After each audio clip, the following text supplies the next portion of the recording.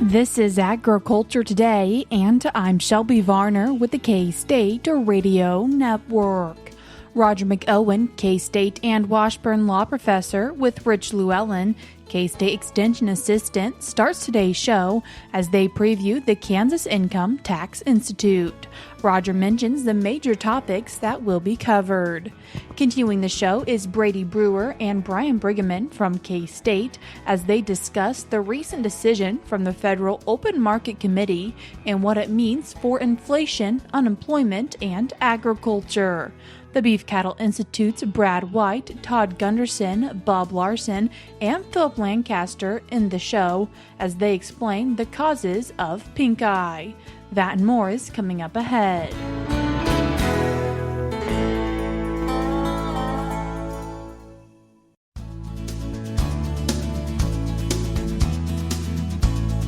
You're tuned in to Agriculture Today, and we start our Wednesday show discussing the Kansas Income Tax Institute with K-State and Washburn law professor Roger McEowen and K-State Extension Assistant Rich Llewelyn. Roger, Rich, I appreciate you both taking the time to join us today. Good to be with you, Shelby. You're welcome. Glad to be here. Roger, what is the Kansas Income Tax Institute and what topics will be covered? Well, what it is an extension program, perhaps the most extensive one in the history of the university, going back, and I believe we're in the 77th or 78th year. Rich, you can correct me if I'm wrong. So this goes back World War II era, and this is really fulfilling the land-grant mission of taking education out to the people. This is a tax school. It's varied over the years. I've done it over 30 years. And we've had as many as 10 locations across the state that we've done the schools in. Now we have 6 in person and 2 online. And there were studies done, surveys done a long time ago. And I don't know if they've been updated by K-State recently, but 25 years ago, about 90 to 95% of all farm income tax returns prepared for people in the state of Kansas were prepared by practitioners that went through these tax schools. So the imprint of these schools is pretty big across the state. And it really is a program that helps a lot of people. And what are some of the topics that are really important to those people that will be covered?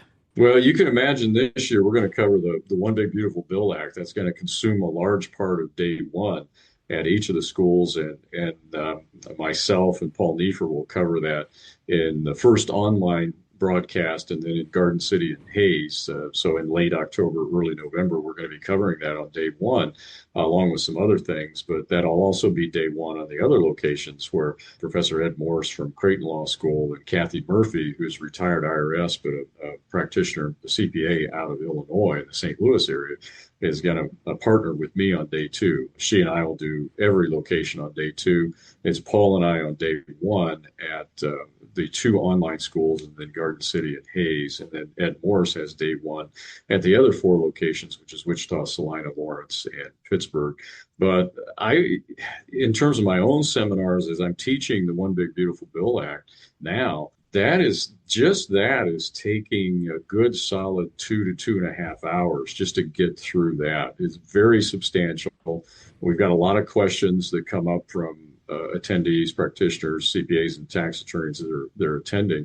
And of course, we have some guidance from the IRS. And as we get closer to the tax schools, I imagine we're going to get more guidance from the IRS and maybe even some proposed regs on some of the provisions. And so that's good. And I think one of the good things this year, and Rich can appreciate this too, is we got the bill signed into law on July 4 instead of mid-December or after we finished the tax schools, which is frustrating. That's happened in the past. And then you got to come back in and kind of update again to get ready for tax season. That puts tax practitioners in a crunch when things come in so late. You can't do any pre-planning for clients. And of course, IRS is late getting their forms done. It postpones the tax season often.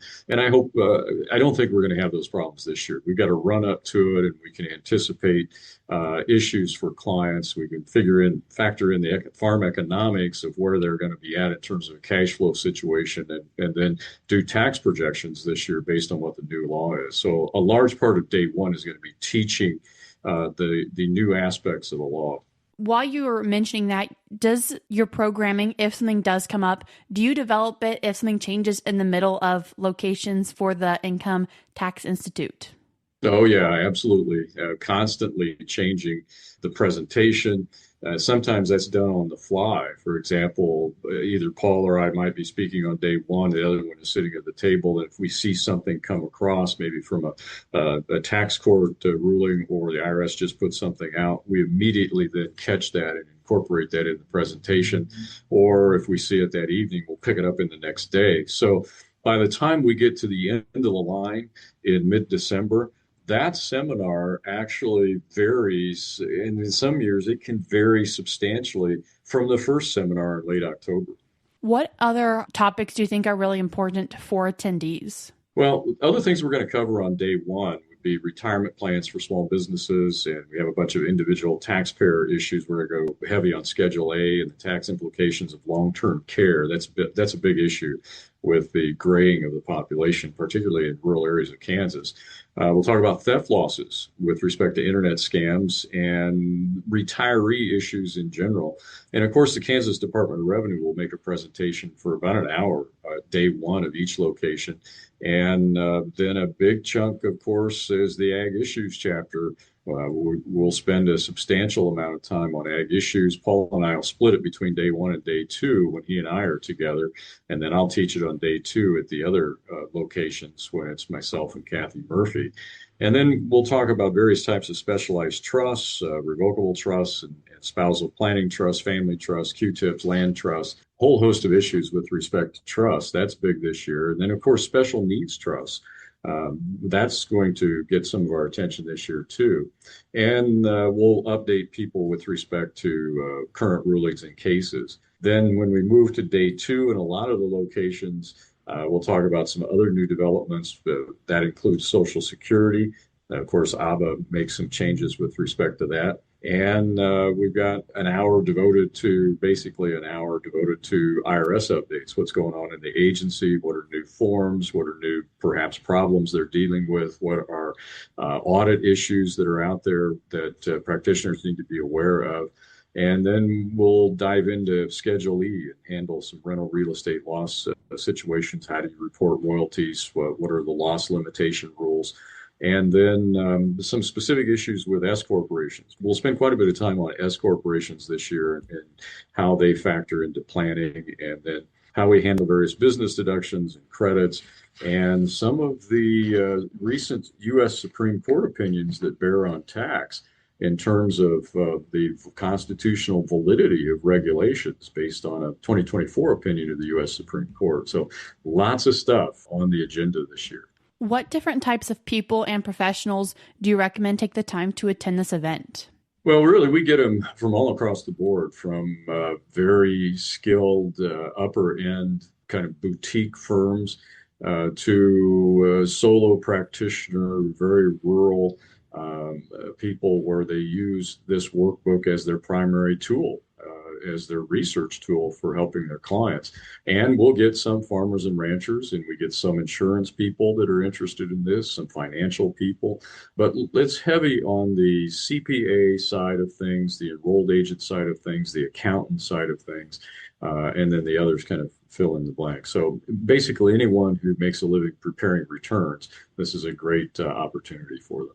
Rich, we've mentioned a few different locations or ways people can come to this tax institute, but can you let us know where all those places are? Well, the first one actually is online on October 30th and 31st, and then we go to Garden City and Hayes the following week in early November. Then Salina is the week after that, November 12 and 13. And then the next three will be latter November into December at Wichita, and then Lawrence, first part of December, and Pittsburgh. And then we wrap up December 15th and 16th with the second online meeting. So we'll have one online meeting early, one later, and then we'll have the 6 in-person meetings in between. Is there also a later ethics learning opportunity? There is. Roger will be taking that and doing it from Washburn on December 19th. And we've got contact information on our website for that, but they will need to register through Washburn. It'll be a 2-hour ethics class, which is what is needed. I'll just mention for the ones that we're doing through K-State, there is 16 hours of credit available for accountants and CPAs and attorneys. There's 15 hours of credit, 10 hours of tax law, and 5 hours of tax update available for enrolled agents and other IRS preparers. We have the Kansas hour of tax law for Kansas that doesn't count for the IRS credits, but everything else is involved there with the IRS stuff. So yeah, the ethics will kind of fill out the continuing education needs that people have with 2 hours on December 19th. What is the cost? For the in-person meetings for both days, it's $390. And then if it's just one day, that would be $340. And then online, we don't have some of the meals and stuff like that. So it's $335 for both days or $285 for one day. If people want to find out more information about the Kansas Income Tax Institute, how can they do that? Our agmanager.info website has a page with all of the information. They can go to that, and on the front page, we have our events on the right side. They can find the Kansas Income Tax Institute and all the locations there, and the page has all the other information they might need. Roger, Rich, I appreciate you taking the time to join us today. Thanks again, Shelby. Yeah, appreciate you having us. That was K-State Extension Assistant Rich Llewelyn and K-State and Washburn Law Professor Roger McEowen. In today's show notes on agtoday.net, I will link a brochure to the 77th Annual Kansas Income Tax Institute. We're cutting to a short break now, but we'll be right back.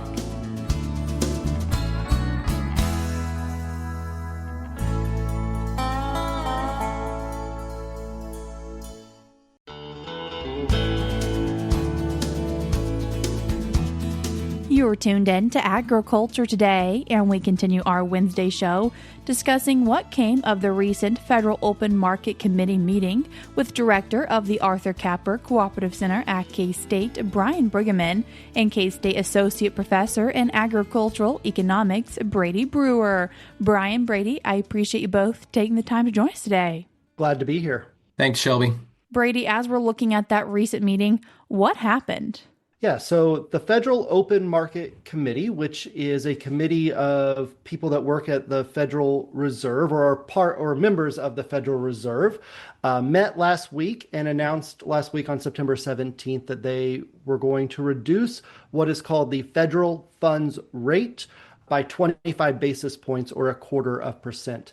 This puts the target federal funds rate between 4 and 4.25. So this does mean that this is the first time that the FOMC is lowering the federal funds rate, which is a huge basis of what we pay when we go to a bank and the interest rate in 2025. So the FOMC met. They also released their summary of economic projections at this meeting. They are expecting longer-term federal funds rate to drop to around 3%, so a target between 3 and 3.25. So that would mean here over the next couple years that they would expect the Fed funds rate to come down about another percentage point over the next year or two. The FOMC also signaled that they are acutely aware of the rising risks in the labor market. And this is one of the reasons that we're seeing a lower federal funds rate, is that we see some softening in the risk of unemployment.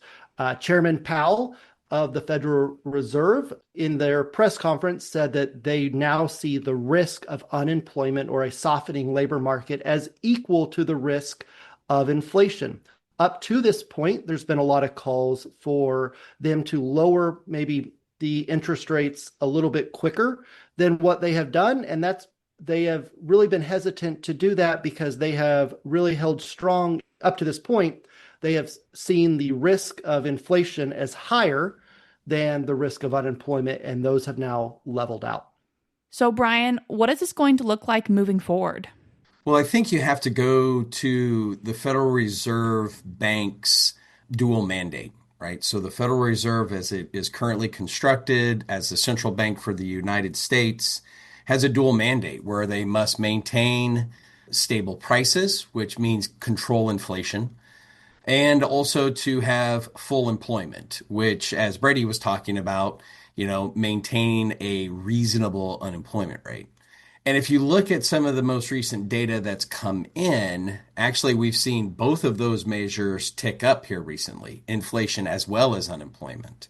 So I think that's where Chairman Powell, as Brady mentioned, is saying that those risks are now equal and maybe starting to pivot a little bit more to focusing on the labor market.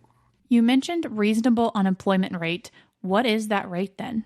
That's a great question, and it's debated within the literature. But as far as the Federal Reserve, what they use is a unemployment rate of 4.2%, and that has ticked up to 4.3%.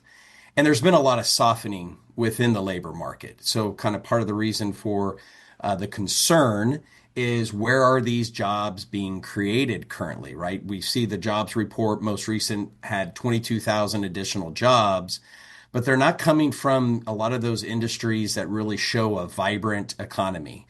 We're seeing pullback in manufacturing. We're seeing a pullback in business services, and those things are not good for the labor market going forward. So, with those concerns, and then also having a number of downward revisions to the jobs report for the end of 2024 and the beginning of 2025, those numbers are slow to come in as businesses report, and they were too high, and those estimates had to be revised down.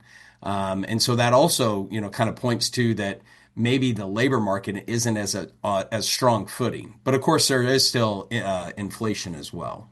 And what can you tell us about inflation looking forward? So inflation has been sticky. Coming off of the COVID pandemic, we had a number of fiscal policies that were meant to kind of help, U.S. laborers and U.S. citizens get through that very difficult time when we shut down our economy. And those certainly contributed to inflation that we have recently seen, as well as supply chain disruptions.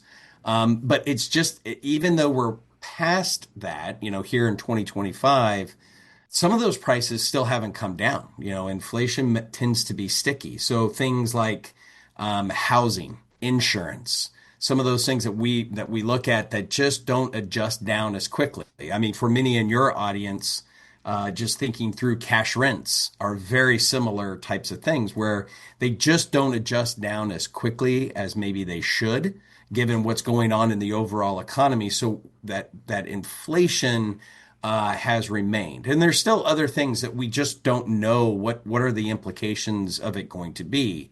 What the Fed has done on quantitative easing, current fiscal, we passed the One Big Beautiful Bill Act. What's that going to do for deficit spending and debt spending? What about, other future fiscal policy measures, economic outcomes? I mean, trade flows. There's so many questions around inflation and where it's going to go. Could it go up? As an economist, I could maybe paint a picture about how that would look. Will it go down? If we do enter into a recession, you would expect that to, inflation to come down. So there's just a lot of uncertainty. And I think the Fed, with their guidance of going to what they're viewing that 3% as more normalized interest rates, is kind of that path that they're going, because they do see concerns around the economy. Thinking about the audience of agriculture today, as an economist, any guesses for farm interest rates? Well, I think the one thing that the folks listening to this, when we hear Fed funds rate going down, does that mean our farm real estate mortgage rates are going to go down? And that the Fed funds rate is an overnight lending rate between banks. And so that is a very short term, very short run interest rate, where farm real estate interest rates, and other commercial, interest rates, they're priced off of largely the 10-year Treasury rate. And that short run and then the longer run, there's a bit of a disconnect. And in fact, when we look at 10-year Treasury rates, they still remain elevated. So we haven't seen them, come off. So as far as, guidance, for future farm interest rates, my anticipation would be they could remain elevated here for a while as we figure out where the economy is going. If the economy is going to go down, we could see those 10-year rates come off. But if the Treasury market demands a premium for the significant deficit spending the United States have, the significant debt that we have as a nation, we could see those rates go up. So we're really in kind of a pivot point. Where's this economy going to go, and what's that ultimate implication going to be for U.S. agriculture? Overall, Brady, what does this mean for farmers? Yeah, so you just heard Brian say that we're in this transitionary period where there's some economic forces that could push interest rates higher than what we see right now. I know no one really wants to hear that, but there's also some forces out there where we could maybe see some relief and some lower interest rates here over the next year. So there's some variability over what we may see. So as we transition to what this means, if I'm thinking about what to do as a farmer. So first, I've heard of some farmers maybe putting off some asset investments because they are expecting lower interest rates here moving into the near to long term. That is a big question mark. And if I'm sitting here with some asset purchases that I need to make, I think this is where we need to get our strategy caps on and kind of prioritize what are the needs for my farm, because that interest rate relief may not be around the corner here in the near term. Interest rates are unlikely to fall below levels that we saw in 2020. So we shouldn't be making our asset purchase plans with that kind of hope that that's going to the levels we will return to. So while putting off asset purchases, you need to kind of prioritize, get a plan in place, what's going to have the biggest impact on your farm, and know your budgets and your break even so you can get that spending plan in place to hopefully kind of minimize your interest rate expense moving forward. Is it fair to say then that there's no clear picture of what's going to happen in the future? Yes. I would echo Brady's comments that control what you can control. There's other bigger issues too when we think about cash flow, especially for crop farmers, looking at elevated input prices, depressed output prices, and we're looking to have a big crop come in. It's control what you can control. So the budget, stress testing it, looking at your expenses, do the best that you can to control those, make your operation as efficient as possible. So, kind of the blocking and tackling of business. Brady, Brian, I appreciate you both taking the time to join us today. Thank you for having us. Thank you. That was Director of the Arthur Capper Cooperative Center at K-State, Brian Briggeman, and K-State Associate Professor in Agricultural Economics, Brady Brewer. We're cutting to a short break now on Agriculture Today, but we'll be right back.